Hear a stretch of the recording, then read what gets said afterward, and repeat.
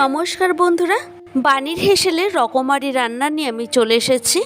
আমার চ্যানেলে তোমাদের সবাইকে স্বাগত জানাই। আজকে চলে এসেছি দারুণ স্বাদের একটা স্ন্যাক্সের রেসিপি নিয়ে। এটা চা দিয়েই হোক বা শুধুই হোক, খেতে কিন্তু দারুণ লাগে। অনেকেই অনেক রকমভাবে তৈরি করে থাকে, তবে আমি যেভাবে তৈরি করি সেটাই আজকে তোমাদের সাথে শেয়ার করব। চলো তবে রেসিপিটা শুরু করি। আমি এখানে ঘরে থাকা চিকেনগুলি দিয়েই পকোড়াগুলি তৈরি করছি। দেখে বুঝতেই পারছো কোনোটা ছোট আছে, কোনোটা বড় আছে। এখন চিকেনটাকে আমি ম্যারিনেশন করব।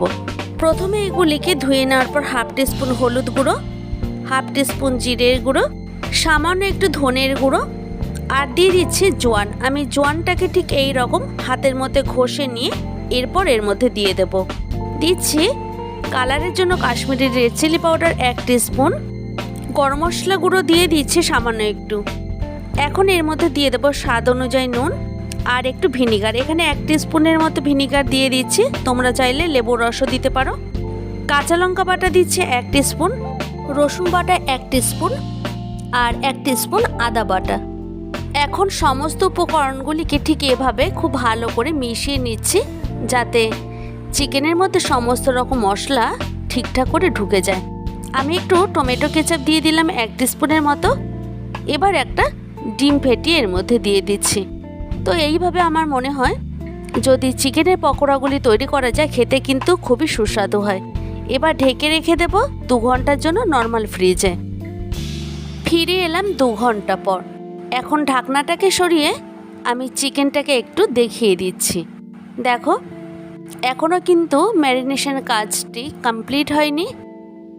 দিচ্ছি এর মধ্যে 2 টেবিল চামচ ময়দা, 1 চামচ বেসন আর দিচ্ছি 1 চামচ চালের গুঁড়ো।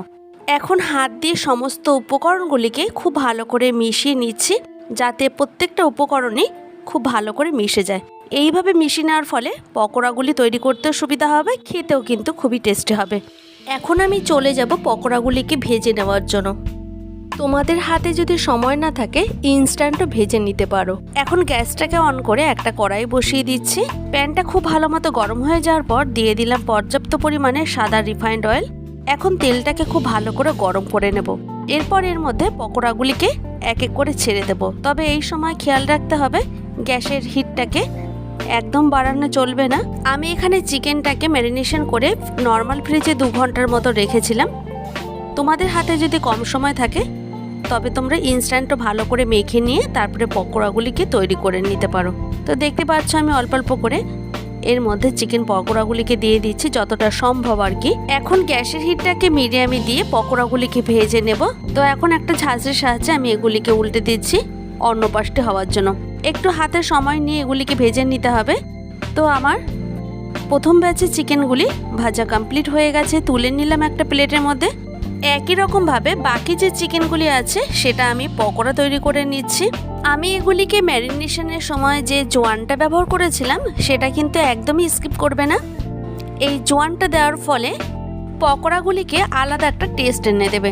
তোমাদের সাথে কথা বলতে বলতে আমার এখানে পকোড়াগুলি তৈরি করে নেওয়া হয়ে গেছে। এখন তুলে নিচ্ছি। যদি আমার চ্যানেলে এই রকম আরও নিত্য নতুন ভিডিও পেতে চাও তাহলে অবশ্যই একটা লাইক আর একটা কমেন্ট করো। আমি এখানে ঘরে থাকা উপকরণ দিয়েই পকোড়াগুলিকে তৈরি করে নিয়েছি। এখন চলো একবার দেখিয়ে দিই। আমার এখানে কিন্তু একদমই কাঁচা নেই, একটা ভেঙে দেখাচ্ছি, দেখতেই পাচ্ছ। মাংসটা এখানে কিন্তু খুবই সুন্দর সেদ্ধ হয়েছে। আর হ্যাঁ, তোমাদের একটা লাইক আর একটা কমেন্ট কিন্তু আমাকে আরও এগিয়ে নিয়ে যেতে সাহায্য করবে। দেখা হবে অন্য কোনো ভিডিওতে। ভালো থাকবে প্রত্যেকেই। ধন্যবাদ।